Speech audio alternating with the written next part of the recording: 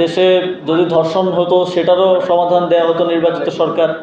দেশে যদি কোথাও ছিনতাই, রাহাজানি, চুরি বেড়ে গিয়েছিল একটা সময়, তখনও বলা হয়েছিল নির্বাচিত সরকার। শাহবাগ আটকে আন্দোলন, বিভিন্ন প্রতিষ্ঠানে আন্দোলন, এগুলোর ক্ষেত্রেও বলা হয়েছিল নির্বাচিত সরকার আসলে সমস্যার সমাধান হয়ে যাবে। মব কালচার, সেটার ক্ষেত্রেও বলা হয়েছিল নির্বাচিত সরকার।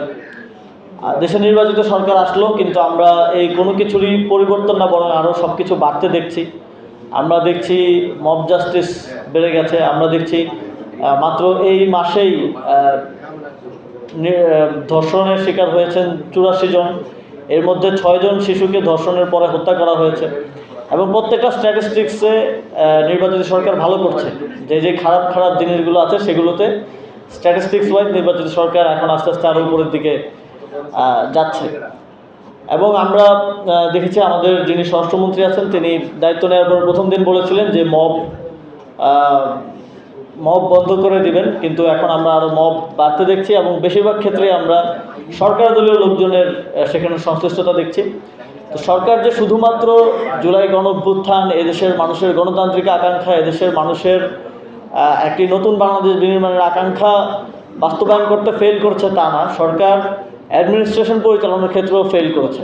72 ঘন্টা ময়েশ্চার লক সমৃদ্ধ লিলি বডি ওয়াশ, শিয়া বাটারের গুডনেস স্কিন রিপেয়ার করে রাখে সফট ও গ্লোয়িং। পরিচালনায় ভালো ছিল না। আপনারা যারা এখানে সিনিয়ররা আছেন, যারা বিএনপির আগের আমলগুলো দেখেছেন, তারা হয়তো আরও ভালো বলতে পারবেন। এবং ক্রাইসিস ম্যানেজমেন্টে তারা সবসময় খুব বাজে পারফর্ম করে। আমরা দেখেছি যে তারা বলেছিল যে বিদ্যুতের দাম বাড়বে না, কিন্তু বিদ্যুতের দাম 2 বছরের মধ্যে বাড়বে না বলার ঠিক 2 মাস পরে বিদ্যুতের দাম বেড়ে গেছে।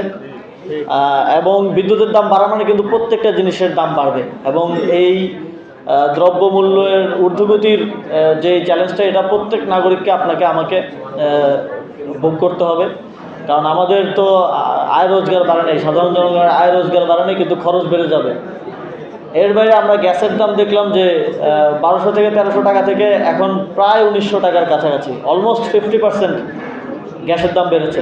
মানে এটা গত শেখ হাসিনার আমলে 17 বছরে যা বেড়েছিল, 3 মাসে ততটুকু গ্যাসের দাম তারা বাড়াতে সক্ষম হয়েছে।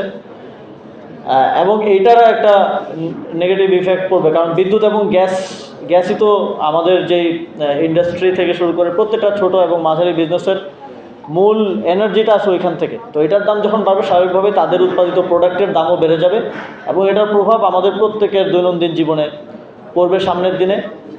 তো বিএনপির এই যে অ্যাডমিনিস্ট্রেশন, একই সাথে অ্যাডমিনিস্ট্রেশন পরিচালনায় ব্যর্থতা এবং গণঅভ্যুত্থানের আকাঙ্ক্ষা বাস্তবায়নের ব্যর্থতা, এই সব কিছু মিলিয়ে বিএনপি ইতিমধ্যে অজনপ্রিয় একটি সরকারে পরিণত হয়েছে। আপনারা দেখেছেন যে কোনো একটা জেলায় এমপি অথবা মন্ত্রীর সংবর্ধনা অনুষ্ঠানের সামনে চেয়ারে কেউ নাই।